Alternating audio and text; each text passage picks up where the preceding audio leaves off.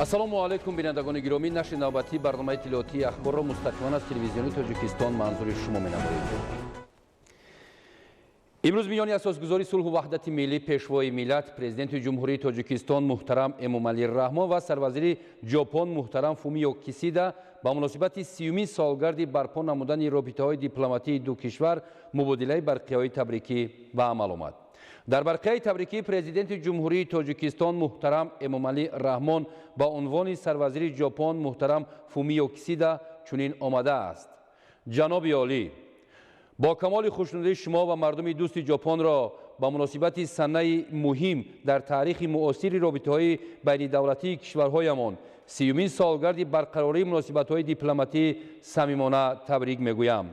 боиси қаноатмандист ки таи ин давра муносибатҳои дӯстӣ ва ҳамкории ду кишвар бемайлон густариш ёфта, имрӯзҳо бар асоси усулҳои пазируфташудаи ҳамдигарфаҳмӣ ва эҳтирому эътимоди якдигар дар маҳаллаи таҳкиму тавсияи худ қарор доранд.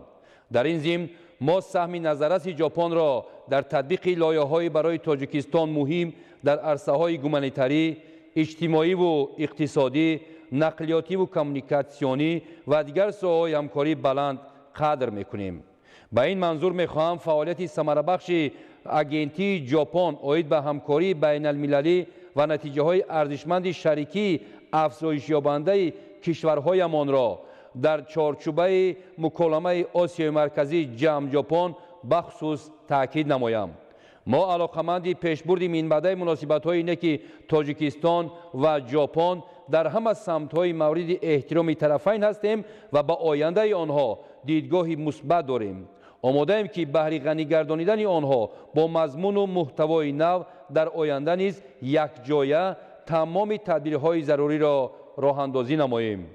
ба шумо, ҷаноби сарвазир, сиҳатмандии комил ва комёбиҳои навин, ба мардуми дӯсти Ҷопон сулҳу субот ва пешрафту шукуфоӣ беш аз пеш орзумандам. дар барқияи табрикии сарвазири Ҷопон муҳтарам Фумио Кисида ба унвони президенти ҷумҳурии Тоҷикистон муҳтарам Эмомалӣ Раҳмон чунин омадааст: ҷаноби олӣ, табрикоти самимии маро ба муносибати 30-солагии барқарор шудани муносибатҳои дипломатӣ байни Ҷопон ва ҷумҳурии Тоҷикистон қабул фармоед. аз замони барқарор шудани муносибатҳои дипломатӣ пас аз ба даст овардани истиқлолияти Тоҷикистон байни кишварҳоямон муносибатҳои нек барқарор гардиданд. мехоҳам изҳори умедворӣ намоям ки ҷашнвораи соли ҷории 30-юмин солгарди истиқрори муносибатҳои дипломатӣ ба рушди минбаъдаи муносибатҳо бо ҷумҳурии Тоҷикистон ва мардуми Тоҷикистон мусоидат хоҳад кард. боиси хушнудист ки Ҷопон бо Тоҷикистон тавассути муколамаи доимӣ дар сатҳи баланд аз қабили сафари сарвазири Ҷопон Синзо Абе ба Тоҷикистон дар соли 2015 ва сафарҳои чаҳоркаратаи ҷаноби олӣ ба Ҷопон дар самтҳои ҳамкориҳои иқтисодӣ, омодасозии кадрҳо ва суботи минтақа, аз ҷумла дар арсаи назорати сарҳадӣ пайваста ҳамкорӣ мекунад. дар назар аст ки имсол дар чаҳорчӯбаи муколамаи Осиёи Марказӣ ҷамъ Ҷопон мулоқоти вазирони корҳои хориҷӣ баргузор мешавад. мехоҳам изҳори умедворӣ намоям ки рушди минбаъдаи ҳамкориҳо дар чаҳорчӯбаи механизми мазкур идома хоҳад ёфт. иҷозат диҳед ба ҷаноби олӣ саломатии бардавом ва дар коратон муваффақият ба мардуми Тоҷикистон беҳбудӣ ва шукуфоӣ орзу намоям.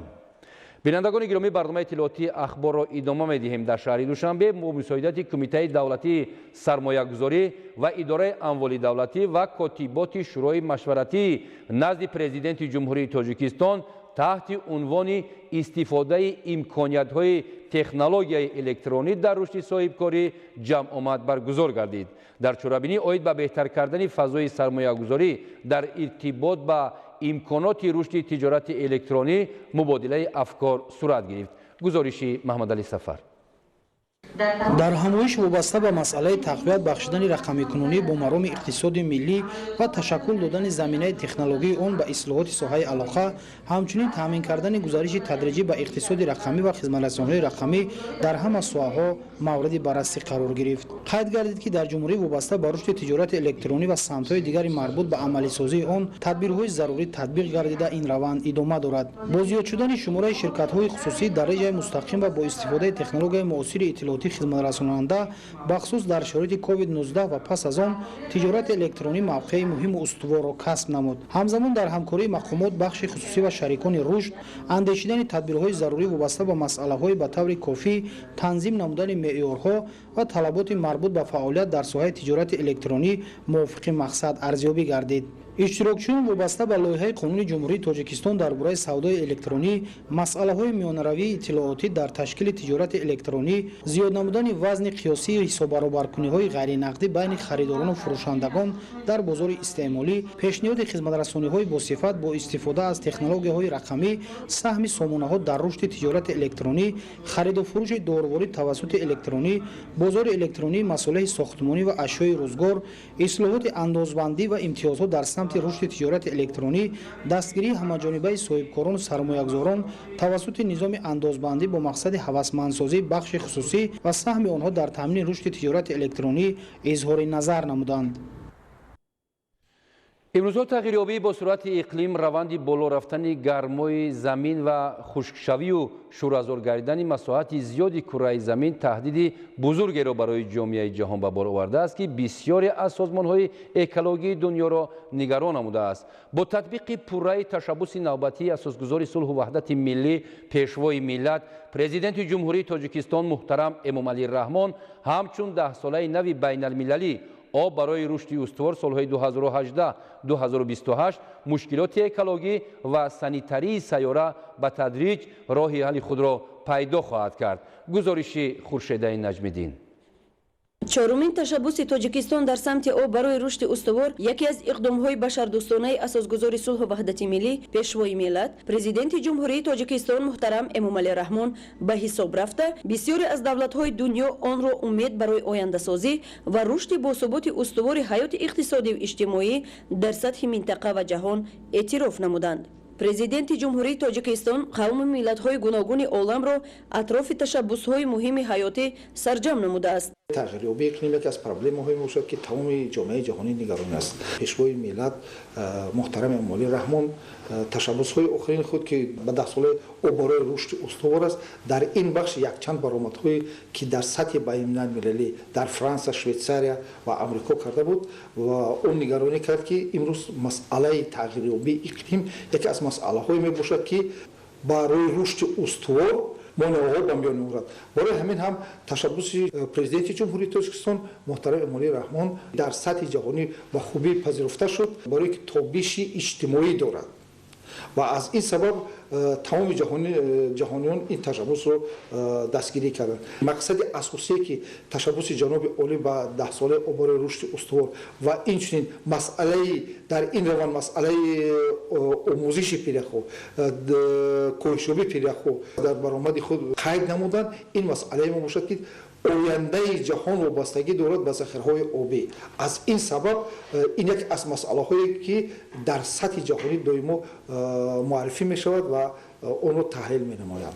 ҳамаи ин мушкилоти аср ва таҳдидҳои пурхатари ҷаҳонро дар самти тағйирёбии иқлим ба назар гирифта, сарвари давлати Тоҷикистон муҳтарам Эмомалӣ Раҳмон фаротар аз ташаббусҳои ҷаҳонии ҳамкорӣ дар соҳаи об имрӯз як стратегияи қавии ояндадорро дар самти пешгирии офатҳои табиӣ, тағйирёбии бо суръати иқлим дар Осиёи марказӣ ва ҷаҳон, ҳифзи пиряхҳои баландкӯҳҳои ҷумҳурии Тоҷикистон, масъалаи бунёди нерӯгоҳҳои барқи обиро ба роҳ мондаанд ки ин амри зарурӣ ва иқдоми калидӣ дар роҳи пешгирии буҳронҳои навзуҳури экологӣ дар минтақа ва дунё маҳсуб мешавад. проблемаи пиряхҳо, обшавии пиряхҳо яке аз масъалаҳое мебошад ки ин нишондоди тағйирёбии иқлим аст ва дуюмаш ин ки ин захираҳои обӣ дар қитъаҳо мебошад. масалан дар соли байналмилалии қутбие ки соли 2007-2008 дар 50 сол як маротиба мешавад. Фақат пиряхҳои континенталӣ не ин ки пиряхҳои қутбиро омӯхта буданд ва ҷумҳурии Тоҷикистон пешниҳод намуд ки мо бояд ки пиряхҳои континенталиро омӯзем ва ин ташаббус низ қабул карда шуд ва омӯзиш нишон дод ки захираҳои пиряхҳо дар минтақаҳои кӯҳӣ хеле ҳам коҳиш ёфта истанд. ин аст ки захираҳои бои обии Тоҷикистон таваҷҷӯҳи ҷаҳониёнро ҳамчун сармояи бузург ва пурарзиш ба худ ҷалб намудааст. Ташаббусҳои ҷаҳонии Тоҷикистон дар ҳалли мушкилиҳои глобалии сайёра аз ҷумла истифодаи самарабахши об ва дастрасии аҳолии кураи замин ба оби нӯшокӣ муҳим ва саривақтӣ мебошад. сабаби асосии ин роҳ овардан ба ин масъала дар он аст ки имрӯз аз сабаби афзоиши аҳолӣ ва аз ҳад зиёд шудани саноат ва истифодаи об ба он оварда истааст ки тақсимотӣ ёки нобаробарии тақсимшавии об ба назар мерасад. аҳамияти об масъалаи муҳим буда, чуноне ки дар урфият мегӯянд ҳар ҷо ки об ҳаст ҳаёт ҳаст. бинобар ин пешниҳоди Тоҷикистон дар масъалаи об саривақтӣ ва зарурӣ мебошад. Хуршедаи Наҷмиддин, Меҳрӯзи ҷумъа, Душанбе, Ахбор. дар давраи соҳиб истиқлолии ҷумҳурии Тоҷикистон соҳаи саноат рушд карда, дар ин муддат корхонаву коргоҳҳои наву замонавӣ бунёду навсозӣ карда шуданд. ба фаъолият оғоз намудани коргоҳи нав дар назди ҷамъияти саҳомии кушодаи Хоҷа Муъмин имкон фароҳам овард ки боз даҳҳо нафар бо ҷойҳои нави корӣ таъмин карда шаванд. Ҳикматулло Ҳусейнзода аз ноҳияи Восе гузориш медиҳад. баъди ворид намудани хати нави технологӣ фаъолияти ҷамъияти саҳомии кушодаи Хоҷа Муъмин босамасе гардида барои истеҳсол кардани намаки сӯда дар бастаҳои алоҳида ва тамғаи махсуси нишони молӣ имкони замонавӣ фароҳам гардид. масъулини корхона талош доранд ки ҳамкориҳоро бо дигар давлатҳо ба роҳ монда содироти маҳсулотро зиёд намоянд. тамғаи молии корхона Хоҷа Муъмин буда дар бастаҳои махсус аз 250 то 5 килограмм маҳсулот тайёр карда мешавад. мо 15 нафар занҳо дар ин корхона кор мекунем. барои мо ҳамаи шароитҳо муҳайё аст. мо аз пешвои миллат муҳтарам Эмомалӣ Раҳмон миннатдорем ки барои мо чунин корхонаҳо ба истифода доданд. дар доираи саноаткунонии босурати мамлакат дар паҳлӯи ин корхона коргоҳи истеҳсоли хокаи ҷомашӯӣ фаъолият мекунад ки дар он низ шумораи муайяни сокинони маҳаллӣ бо ҷои кор ҷалб шуданд. ташкилу густариш додани фаъолияти корхонаҳои истеҳсолӣ агар аз як ҷониб дар зиёд шудани ҷойҳои нави кориву беҳтар шудани сатҳи зиндагии мардум мусоидат намояд, аз тарафи дигар коркарди ашёи хомии маҳаллӣ ва содироти он барои таъмини яке аз ҳадафҳои стратегии мамлакат таъмини амнияти озуқаворӣ нақши муҳим мегузорад. ҳикматулло Ҳусейнзода аз ноҳияи Восе барои барномаи ахбор. барномаи ахборро идома медиҳем. бинандагони гиромӣ, аз 20 ноябри соли 2021 то 31 январи соли 2022 дар шаҳри Хоруғ даври вилоятии олимпиадаи фании хонандагони вилояти Мухтори Кӯҳистони Бадахшон баргузор гардида натиҷаҳо муайян гардиданд. дар маҷмӯъ давоми 2 моҳи охир дар олимпиада беш аз 1700 нафар иштирок намуда, аз байни онҳо 312 нафар ба даври ҷумҳуриявӣ роҳхат гирифтанд. шаҳри бештари мавзӯъ дар гузориши тоҷинисои Файзуллобек ва Муборакшоҳи Рустам аз шаҳри Хоруғ. олимпиадаи фании мактаббачагон ки ҳамасола дар 4 давр миёни толибилмони муассисаҳои таълимии ҷумҳурии Тоҷикистон баргузор мегардад, хонандагони вилояти Мухтори Кӯҳистони Бадахшон низ дар он ширкати фаъолона доранд. имсол низ марҳилаҳои аввали озмун дар ҳудуди вилоят гузаронида шуда, хонандагони беҳтарини шаҳру навоии вилоят барои роҳ ёфтан ба даври ниҳоии озмун бо ҳам рақобат намуданд. дар маросими ҷамъбасти озмун қайд гардид ки дар даври вилоятии олимпиадаи фанӣ 1735 нафар иштирокчӣ бо фарогирии 960 нафар хонандагон аз муассисаҳои таҳсилоти миёнаи умумӣ ва 365 нафар аз муассисаҳои типи нави вилоят ширкат варзида, 312 нафар ба даври ҷумҳуриявӣ роҳхат пайдо намуданд. имрӯз ман дар олимпиада аз фани забон ва адабиёти тоҷик иштирок намудам ва хушбахтона сазовори ҷои сеюм гаштам. миннатдории хешро ва асосгузори сулҳу ваҳдати миллӣ, пешвои муаззами миллат, президенти ҷумҳурии Тоҷикистон мерасонам ки барои мо хонандагон чунин олимпиадаҳоро баргузор намуда, мо хонандагон дар ин олимпиадаҳо иштирок намуда донишу маҳорати худро сайқал медиҳем.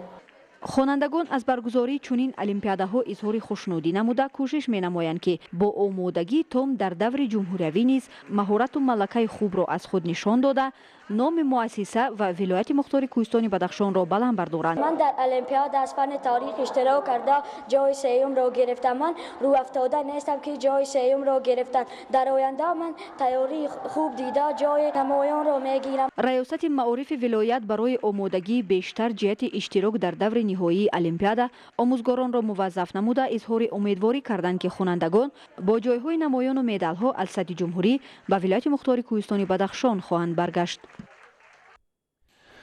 در شهر استرافشان زیاده از 150 یادگاری تاریخی و معماری و بستانشناسی و حفریاتی موجود بوده. طبق تدقیق عالمان و مؤرخان تاریخی بیش از 6000 ساله دارند. نمونه این شاهکاری ها یادگاری تاریخی قلعه موغ به شمار رفته. بازیافت‌های از این مکان به دست آمده نمونه محصول دست کاسبان و هنرمندان عصرهای 5 و 4 پیش از میلاد را بازگو می‌کنند. ادامه موضوع در گزارشی مضبوط با بازداده از شهر استرافشان. در شهر استرافشان زیاده از 150 عدد یادگاری‌های تاریخی معماری و باستانشناسی و حفریاتی موجود بوده. طبق تدقیق عالمان و مورخان تاریخی بیش از 6000 ساله دارند. نمونه این شاهکاری‌ها یادگاری تاریخی قلعه موغ به شمار رفته. بازیافت‌های از اینجا به دست آمده نمونه محصول دست کاسبان و هنرمندان عصرهای 5 و 4 پیش از میلاد را بازگو می‌سازد. بنابر تحت حمایت حکومت جمهوری تاجیکستان و مقامات اجرایی حاکمیت دولتی شهر استرافشان قرار گرفتن یادگاری‌های تاریخی و باستانشناسی امروز در مؤسسه دولتی مجمع یادگاری تاریخی قلعه موغ با اقدام مسئولین عالمان و باستانشناسان ورزیده جمهوری تحت راهبری پروفسور نبیجان رحیموف گفتگوهای ارخئولوژی ادامه دارد. در اساس سخنهایی که پیشوای ملت بارها درباره تاریخ بیش از 6000 سالگی مردم تاجیک میگویند، ما در قلعه موغ شهر استرافشان حفریات‌های باستانشناسی را در ماه آگوست سال 2021 از سر نو آغاز نمودیم و در نتیجه با اشتراک پروفسور نبیجان تردلیج رحیموف در چقوری 4.5 متر در پهلوی آمفی‌تئاتر یک خبوری آبپرتایی که تعلق داشته است به عصرهای 8 و 9 میلادی پیدا نمودیم. بعداً ضمن گفتگو به ما میسر گردید که یک سغانه استخوان‌های آتش پرستان که در یک جا جمع آماری کرده شده است آن را پیدا نماییم که باید تعلق داشته است به عصرهای 4-5 پیش از میلادی.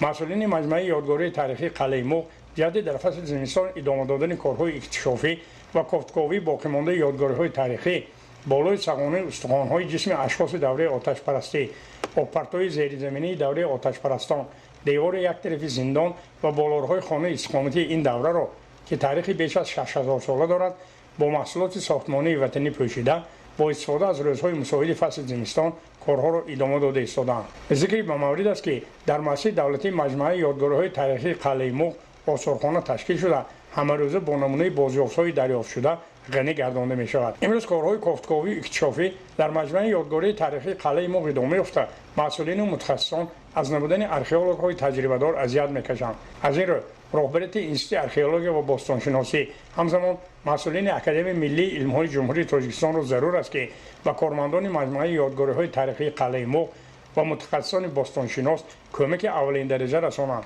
تا تاریخ قدیمی طولانی و زیاد از 7000 سال داشتن ملت تاجیک به جهانیان معرفی کرده شود. مضبوط بابازاده از شهر استرافشان برای برنامه اخبار.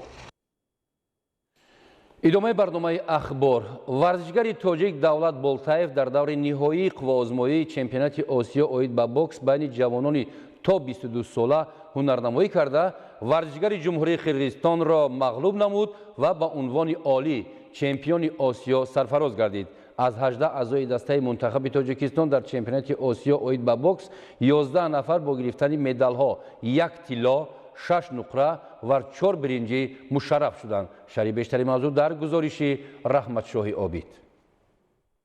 امروز شادی و نشاطی کلی مردمی سربلند کشور نیز به حد و کنار است. زیرا دولت بولتاев ورزشگر تاجیک ضمن اشتراک در مرحله نهایی چمپیونات آسیا ва баландтарин қуллаи варзиши ҷаҳон роҳ ёфта соҳиби медали тилло гашта тоҷикистонро ба ҷаҳониён маърифӣ кард. ин боз як дастоварду армуғони беназири навбатии замони соҳибистиқлолии мардуми шарафманди тоҷик маҳсуб меёбад.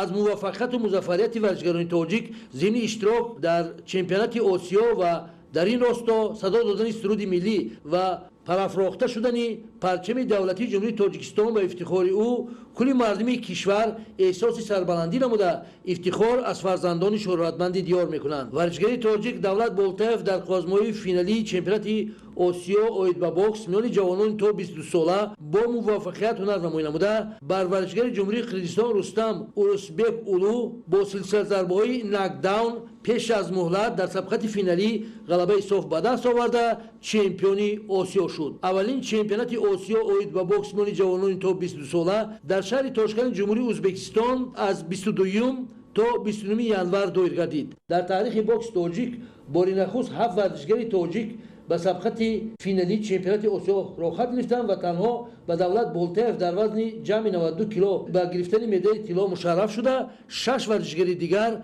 Сумайя Қосимова дар вазни 48 кило, Акбаралӣ Абдураҳмонзода дар вазни 51 кило, Абдумалик Болтаев дар вазни 75 кило, Негрус Салимов дар вазни 80 кило, Шаҳбоз Ҳаитов дар вазни 86 кило ва Муҳаммад Аброруддинов дар вазни ҷамъи 92 кило аз ҳарифонашон шикаст хӯрда сазовори медали нуқра шуданд. қаблан Малика Нозимова, Ҳусния Ҳалимова, Хусравхон Раҳимов ва Расул Аҳадов дар вазнҳои худ ба гирифтани медалҳои биринҷӣ сарфароз шуда буданд. ҳамин тариқ аз 18 узви дастаи мунтахаби Тоҷикистон дар чемпионати осиё оид ба бокс миёни ҷавонони то 22 сола 11 нафар ба гирифтани медалҳо 1 тилло 6 нуқра 4 биринҷӣ мушарраф шуданд. дар чемпионати осиё оид ба бокс миёни ҷавонони то 22 сола 190 варзишгар аз 12 давлати қора иштирок доштанд. самараи истиқлолияту ваҳдати миллӣ, таваҷҷӯҳу ғамхориҳои пайвастаи ҳукумати ҷумҳурии Тоҷикистон ба хусус асосгузори сулҳ ваҳдати миллӣ пешвои миллат президент ҷумҳурии Тоҷикистон муҳтарам Эмомалӣ Раҳмон аст ки дар зарфи 30 соли иқтисодиёти давлатӣ варзишгарони тоҷик дар сатҳи байналмилалӣ шарафи Тоҷикистонро ҳимоя менамоянд ва ба ифтихори ғолибияти онҳо парчами кишвари азизамон парафшон мегардад.